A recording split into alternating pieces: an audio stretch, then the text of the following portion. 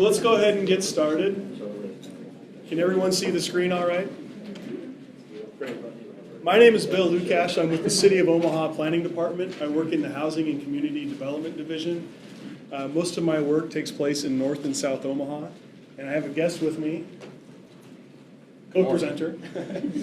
Daniel Lossie, Chief Century Thinker with Veritas Group. We do sustainability consulting here in Omaha and the Nebraska-Iowa region, working with resource efficiency, food, water, energy, transportation, and materials, waste, and recycling. Recently, Daniel and I, well, mostly Daniel, worked on a document called the Vacant Lot Toolkit, and that's what we're here to talk about a little bit. We're also going to talk about just vacant lots in general. My knowledge is basically limited to North and South Omaha. Daniel probably has some expertise outside of those areas, so together hopefully we can answer a lot of questions. Well, thanks so much for being here and taking time out of your Saturday to talk about the Vacant Lot Toolkit. How this sort of started, the City of Omaha, you hear sometimes that the city owns a ton of vacant lots that are ripe for redevelopment. That's not necessarily true, but we do own several vacant lots. Basically in North Omaha, as homes are demolished, as property becomes vacant and the ownership kind of goes away, we acquire those lots. Some of them are worth putting a house on. Some of them you can't put a house on because of lot size or contamination or the amount of garbage, or it's just not a good place for redevelopment. Sometimes, well, often those vacant lots become detrimental to the neighborhood in which they're located. And we realize that the city is not the greatest of landlords as far as mowing all those lots on a regular basis. And that is obviously a problem that we are aware of. We don't have funds to mow them all the time. So we decided to take a step. What could we do to, with those lots that didn't involve us just constantly mowing all the time? Okay? Gardening was one answer. It's the first thing that we really grasped onto because so many neighborhood associations and so many groups in Omaha have a real passion for gardening. We created a seasonal gardening agreement that would allow any kind of user to garden on those vacant lots for 1 year. The lots don't have water. We do make sure that they're free of lead. We don't check for other contaminants. It's sort of garden at your own risk. The good part about it is that we're not going to redevelop on those lots anytime soon. So even though it's a yearly gardening agreement, if you want to use it in consecutive years, generally you can. That's not going to be a problem. We have an inventory of those lots on our website, and you can see that right there at the bottom, http City of Omaha, Eco Omaha Gardens. Oh, the other thing about the policy or the agreement that we ask that everyone sign is that you put up a sign that says this is a seasonal garden or a garden operated by whatever group. The reason we ask that happens is because sometimes the Parks Department goes out and takes care of lots on their own. And a couple people have complained this year because their gardens were mowed. The problem was the grass and the other stuff, along with the garden, became overgrown. And the Parks Department just didn't know because there was no sign. So they took down everything. So signs are very important. It's in brackets there, and I forgot it. We don't require an insurance policy. So you don't have, that was a big obstacle for a lot of gardening groups. So all we need is an agreement that you're not going to pester the neighbors, that you're not going to be out there late at night, that you're not going to throw parties, you're not going to have a ton of dogs or animals out there. You can garden to your heart's content. So anyway, Daniel, if you'll get the next one. So this is a website that we recently created, and I encourage all of you to visit that. Lisa Smith, who is not here today, is our gardening programs manager. We don't really take a leadership position. We don't, there you go. We don't try to tell people what to grow on certain lots or tell them how they can use them. That's up to you. Our only role is to help you use the land. Can you flip back real quick?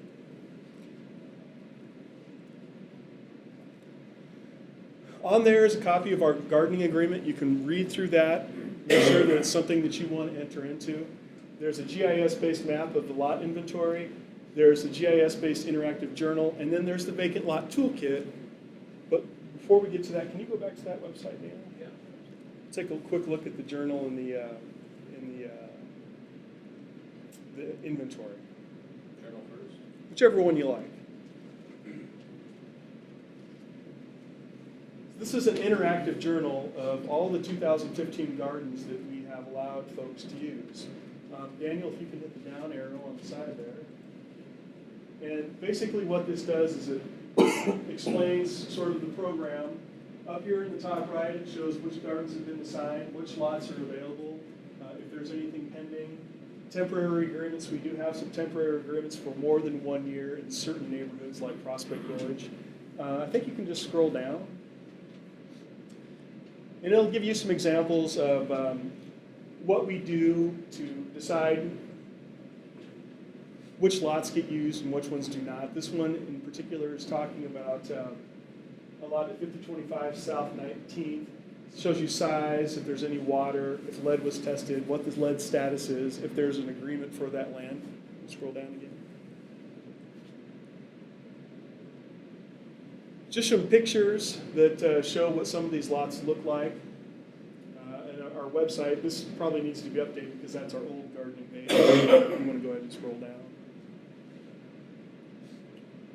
A little bit about the vacant lot toolkit, which we're going to discuss. Some gardening activities going on, just to give people ideas about what can be done. I don't want to say even cannot.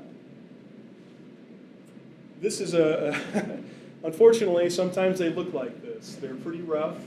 You might have one in your neighborhood like this. If it's owned by the city, please feel free to reach out to Lisa Smith on that website or myself. In this case, one of the gardening groups that used this land cleaned out all these bags of garbage out of that lot. They later came in and planted some trees and some squash, and then this is one where the Parks Department decided, man, that looks bad, I'm going to mow that. So the trees made it, the squash, I think, did not. But they did bring out goats to help cut back some of the tall grasses and stuff, so that's fine, that's great, we love it. Just some more pictures of some gardening. And I think that's that lot again. They brought out their own mulch. You know, we're not going to redevelop on that lot anytime. I mean, it could be 20, 30 years before anyone would get around to it. It's just in a very bad place for a home. So bringing out mulch and planting trees, it is at your risk, but there's a really good chance that they're going to use that lot for a long time. This is an example of some gardens that we have in Prospect Village, just on this website. And you can probably get out of that and just real quick go to the other one if you don't mind. Excuse me. Yep. Are those lots all city-owned? Those are all city-owned in that example. You had a program a few years back, like this, a garden program. They would actually come out and chill up. I think that was we don't do that anymore. I think that was a long time ago, though, yeah. Can you go to the map of available lots? So we'll start working on our inventory of 2016. Again, you kind of saw this before. And it's not the easiest thing to see those dots all the time, but basically for 2016, we'll have a dot for every lot that can be used. Like I said, most of them that the city has are going to be in North Omaha, some in South Omaha, but mostly North Omaha. We would like the neighborhood, the neighbors, to have first choice on those lots if they want to use them. But ultimately, we would like them to be used productively, so they are not a detriment to the neighborhood. If you go back to the presentation again. So the last thing I have on there is the vacant lot toolkit.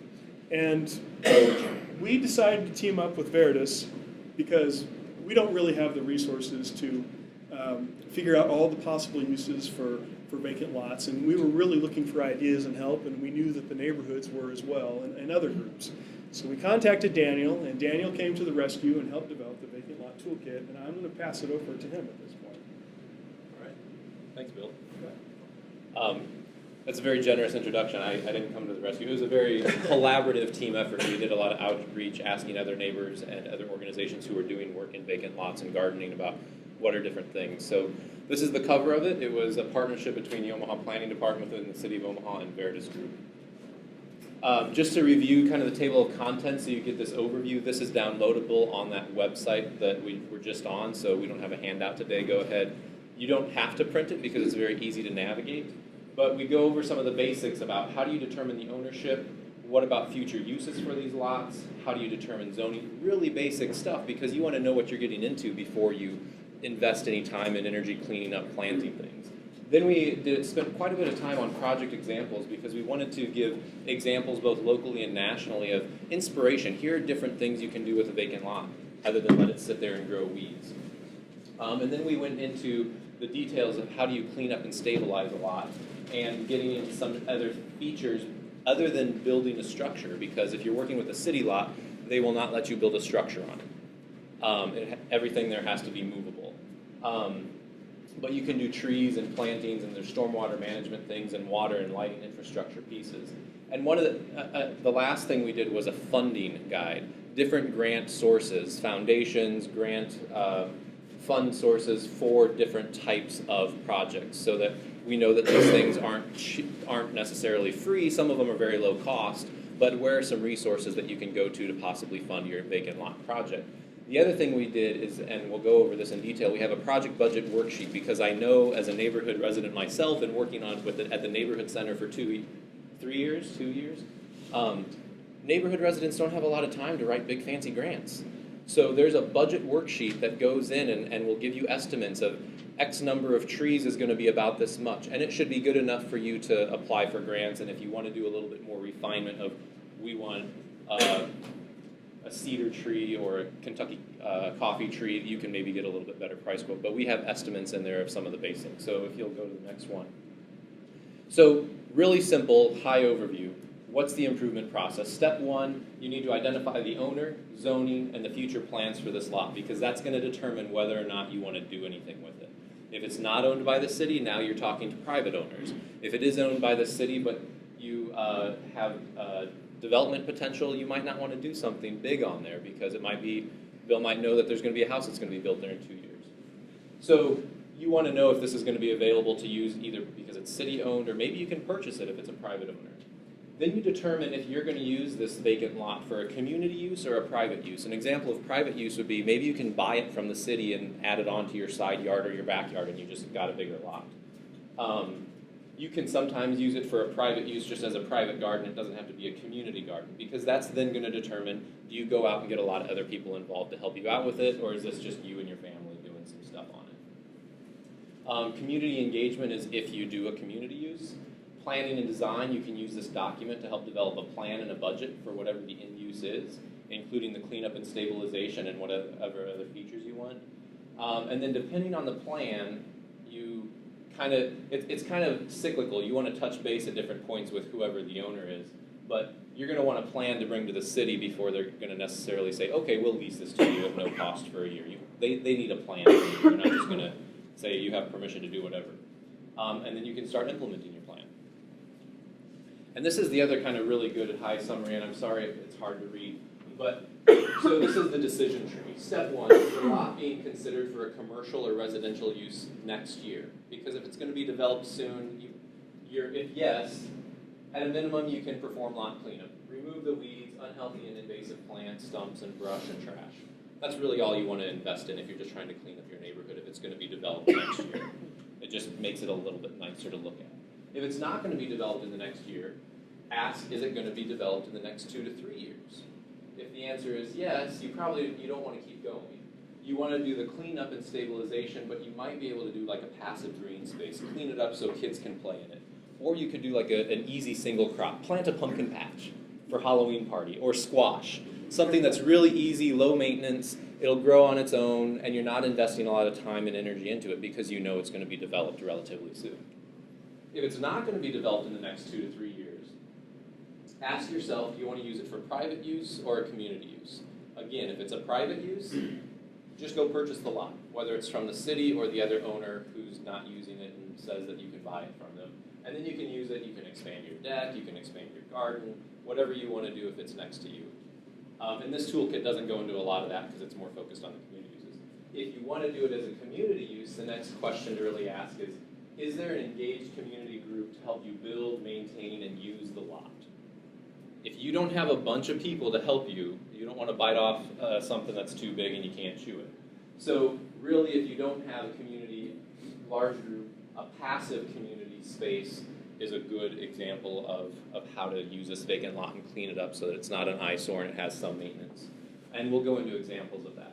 If you do have good community support, a group of neighbors, concerned citizens who want to do something more, you can do something more like a recreational community use, which we'll get into examples, or a larger scale food production. Whether that's a permaculture style garden or a community garden with annuals in it. But those are kind of some good steps to ask. So let's talk about what the different steps are. If all you want to do is lot cleanup and stabilization, here's an example, just kind of a caricature of a vacant lot in its state, and then here's what it looks like after it's been cleaned up and stabilized. You take out the weeds, you take out the stumps, you take out the weed trees. I mean, I like trees. Trees are good. I mean, they're the trees that just kind of grow up along the fence line. Sometimes those are dangerous. They're not helping it look nice. So take all that stuff out that needs to go. Keep the good trees, and then clean up. You can see up here like the sidewalk, for example, is all overgrown and cracked. Part of the stabilization ideally is to fix that sidewalk. In this case, this is the Gifford Park garden before it became a garden. It had that big driveway in it. It didn't have retaining wall, and that's after, before they started doing all their gardening program. This gets into some of the budget costs, which we don't have to go into everything, but the nice thing is like curb removal and repair. How do you know how much this is going to cost if you're going to write a grant for this? Well, about $5 a square foot. Same thing with sidewalk removal and repair. You now have this at your fingertips to help build out a budget for what you're doing. Clearing and treating weedy hedgerow, do linear or square feet for that one. Stump removal is about $215 each. Some are going to be a lot less, some are going to be a lot more, but these were averages depending, on an average size stump. Some examples of grass, because just with stabilization, maybe you want to plant a turf grass so it can be used as a passive green space. Kids can play on it. You can go have a picnic there in your neighborhood. Next slide. So then there's this idea of a passive green space. A passive green space is a place where you're not actively engaging in an activity on that site, but it's enjoyable to look at. Maybe it performs a function like stormwater management. And maybe it's as simple as a lot cleanup and stabilization. You clean it up and there's your passive green space. People can play frisbee, kids can climb the trees, whatever. On this left-hand side is an example of taking that same kind of corner lot and turning it into a stormwater management program with a little walking path through it. This is a much more elaborate one, but that can fit into some of these project ideas, especially with Omaha's sewer separation project. In the lower left, you have a Coal Creek rain garden, which is an example right here in Omaha of what you could do on a vacant lot that's more of a passive green space, adds nature. The pollinator garden idea, where you're helping support insect life, bees and butterflies in your neighborhood, but it's not really producing food. It's not a high maintenance garden. And on the right is just clean it up, put a fence around it if you want to just kind of make it look nice. And then it is no longer an eyesore, and then maybe you're the one, or the neighborhood is the one mowing it. Next slide. Here's some other passive green space examples that you might recognize. This one is by Dundee. It's just this little plaza. You could do a permeable paver plaza as a passive space. It doesn't require a lot of maintenance. The bottom is Saddlebrook School here in Omaha, the Natural Prairie and Rain Garden. And then this other one is just some natural features turned into park-like play, nature play, and that one is from Brooklyn, New York. It was a pop-up park. They just took some old logs and tree branches and put them in safe ways, and kids could go and play on it. So passive green spaces really are about what's something you can do that doesn't take a lot of time, energy, or money, but it cleans it up and makes some sort of use for that space. Maybe it's just where you go and get away from the city hustle bustle a little bit, because it's this little pocket park almost. Next slide. Then there's moving to a little bit more active green space, what we call recreational green spaces. Again, these are going to be lower cost, a little bit higher cost and higher energy to maintain than the passive green space, but they're still relatively low cost.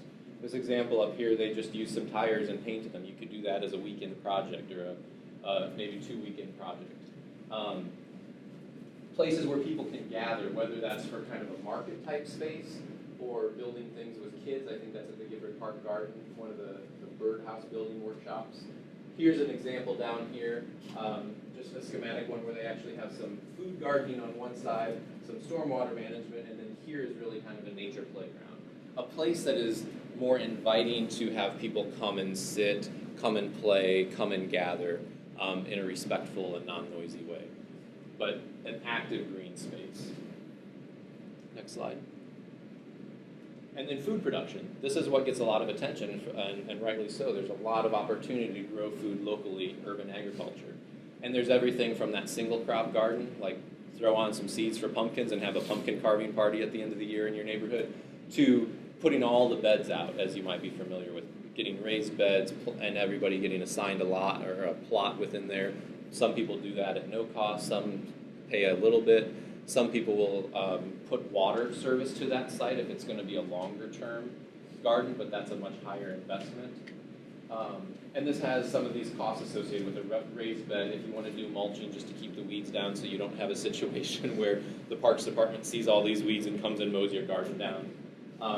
Just again, for budgeting purposes, picnic tables, benches, fruit trees. You could plant trees. You could do an entire orchard on one lot and not do any of the annual crops. That one you want to make sure that there's no development planned for several years because you want to be able to eat the fruits of your labor. And then sheds are allowed on city properties, but they have to be small and they have to not be permanent structures. They have to be movable. Next slide.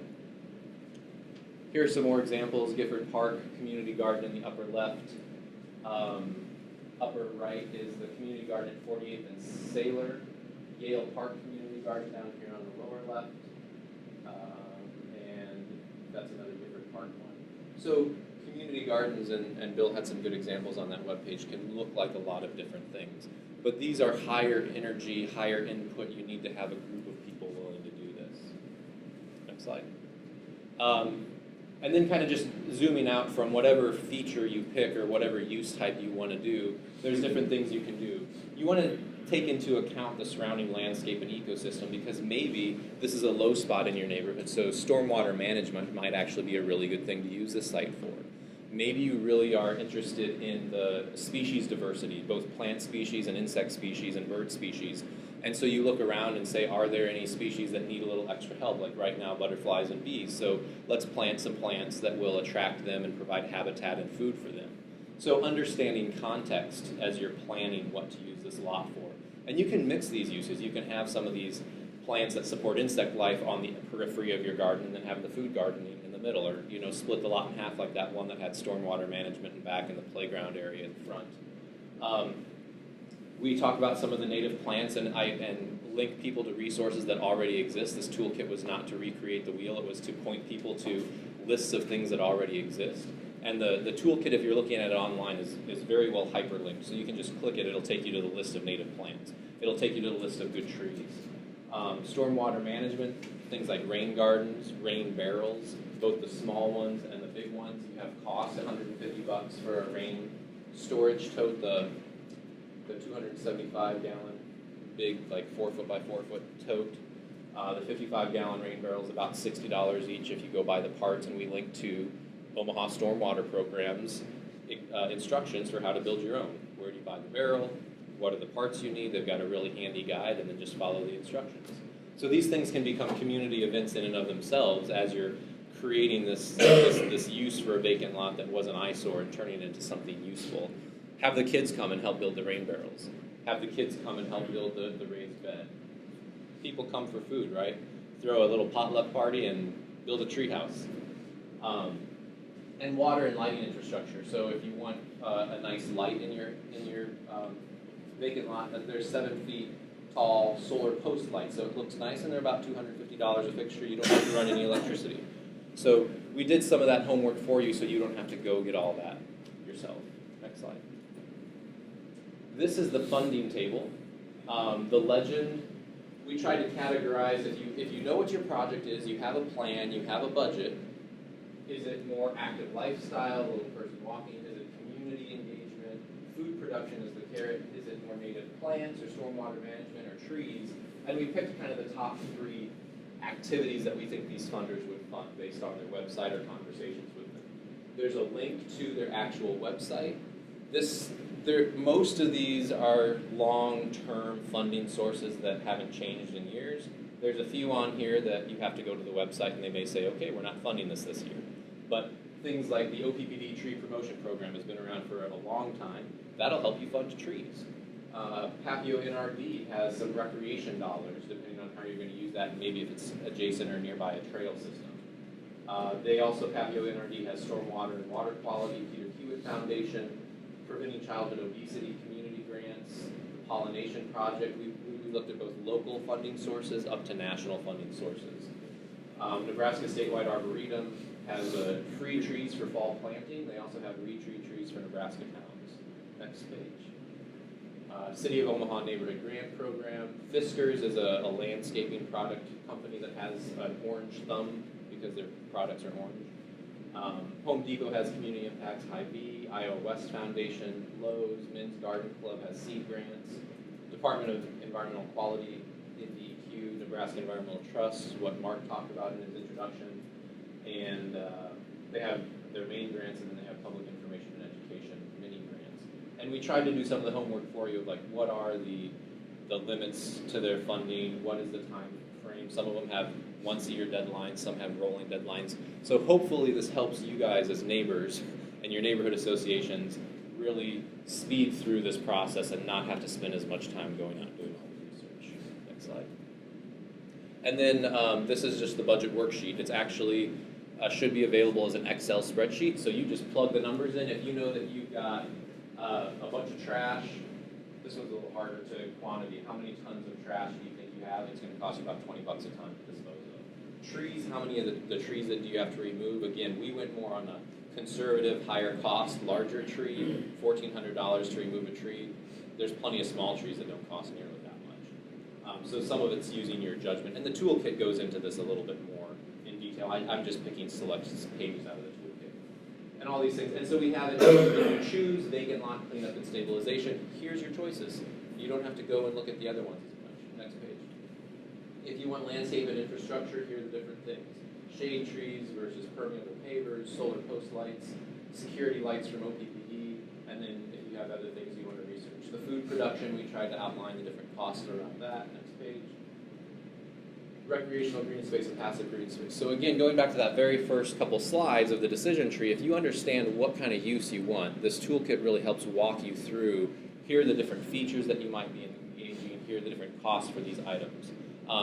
And this wasn't thanks to the guidance from the city because they hear from the neighborhoods all the time. Like, what are the questions? What are the frequently asked questions, if you will? And this toolkit was really designed to answer those. And I think I might have one more. Oh, just all the people to thank, and this, I'm sure we miss people, but City of Omaha, Omaha Stormwater, different neighborhoods who helped out. The City of Kansas City actually did those little sketches, those really nice sketches of like the before and after. And they let us just use those. We gave them credit and the firm that designed them for them. So that saved us a lot of money, and we had really nice sketches of here's a vacant lot, here's what it looks like cleaned up as a generic one. And I think that's all for the toolkit. Do you have any questions about the toolkit or things that you have ideas about with vacant lots in your neighborhood? This is Oh, go ahead. this is a fantastic tool. I didn't even know it was in existence. How are you promoting it? How are we getting the word out to the Stuff like this. Our website, we try to take at least one copy to any kind of meeting that we go to. It's on the city's website. But other than that, if you have ideas, let us know. And we don't want to make a zillion copies because it kind of feels like that's not the right ecological thing to do because we have a very nice electronic copy. But yeah, I mean, if you have ideas on how we can get the word out, let us know. Is it on the one website yet? I don't know if Julie has it on there. I don't know if she does. And She knows about it though. She really likes it. So. And each of you have social networks, whether you're on social media or just your community. Now you know about it. We're hoping that you go tell everybody that you know about it in your neighborhoods. And if you are on social media, share that because it really is, it's printable. It works printable. We did it both ways. We were really clear about that. And it's also a really great digital document with all the hyperlinks. So you can just click and go to the NET's website right there. You don't have to Google NET grants and make sure you find the right site. We did that for you. So you can just click and go. when did you finish it? It was earlier this year. Yeah, maybe April-ish, May-ish, Yeah. something like that. It was in time for the kickoff that you Yes. had at Prospect Yeah, so Village. early May. Yeah. So it's relatively new. Great job. Question in back. Curious whether the ownership question part of the toolkit, does it just look at kind of simple dual owns, or does it go into like, if there's like outstanding tax liens or those kind of things? It's more the simple. It teaches people about DCGIS, the GIS website. You can look up the ownership, and it's a step-by-step. It tells you what web page to go to. I didn't show those slides or those pages of that. Okay. Yeah. Yes, sure. So it's a city-owned lot, but it has trees, large trees on it. Do you have to give permission when you get this to take those trees out? Defer To you. take the trees out? Well, yeah, because. If it's a city-owned lot. Yeah, Well, if it's a city-owned lot, we probably don't have the money to take the trees out ourselves. but if the neighborhood did that because. They felt it was Really unsafe bad or oak whatever. tree anyway. I would say, yeah, just contact me. Contact me, and I mean, I can't answer for management, you know, what they're gonna think about that. I don't know why they would be against it, but they might be I against think it. a lot would be more sellable if that many trees out, but we don't know that, so, okay.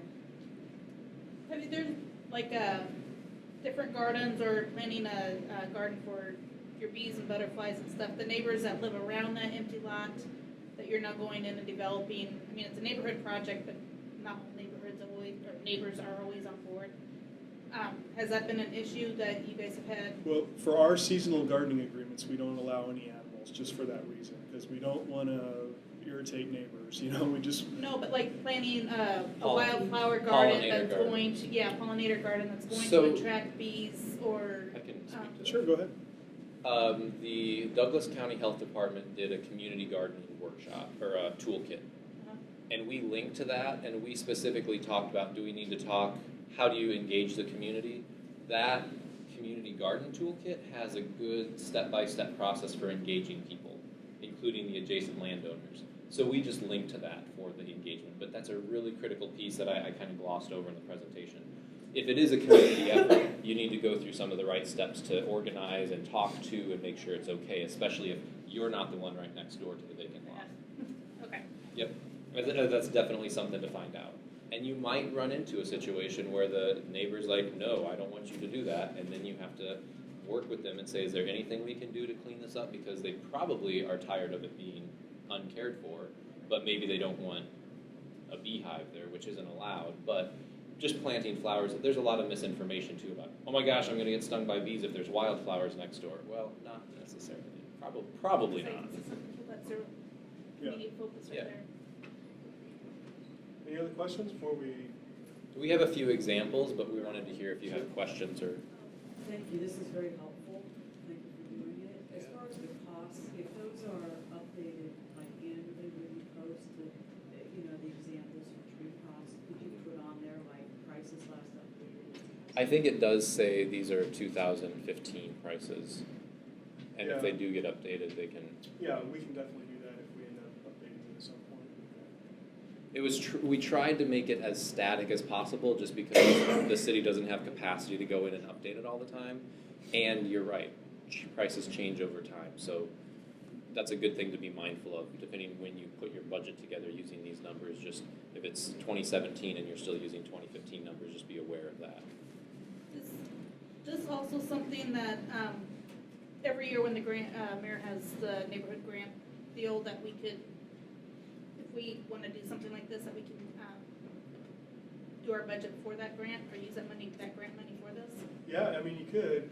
I think the mayor has prerogatives, not prerogatives, what I'm looking for. Priority areas. Priorities that are for every year. So if you say we want to do some gardening stuff and they're really into Security. neighborhood watch type stuff, then We did that last year. yeah, okay. Yeah. And we linked to that, and when you go to their website, it talks about what her priority areas are for this year.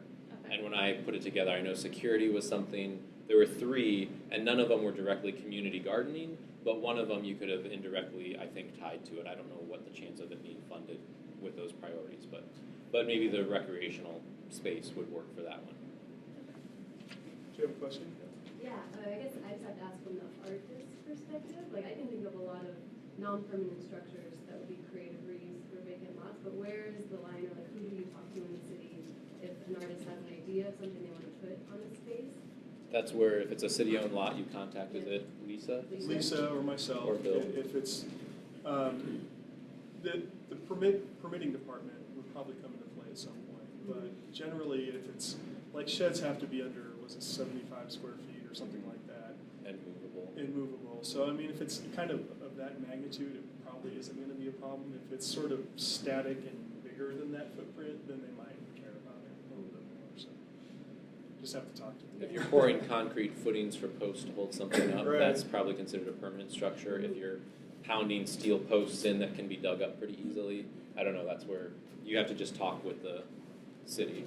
They get a little uncomfortable if people want to do stuff out towards the corner, like of an intersection, because then that You- reduces visibility. Sight lines. So that, there's some things like that.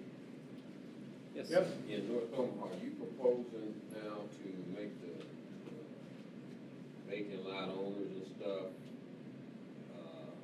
either rehabilitate, sell, or demolish their properties, and they've got 90 days to do this?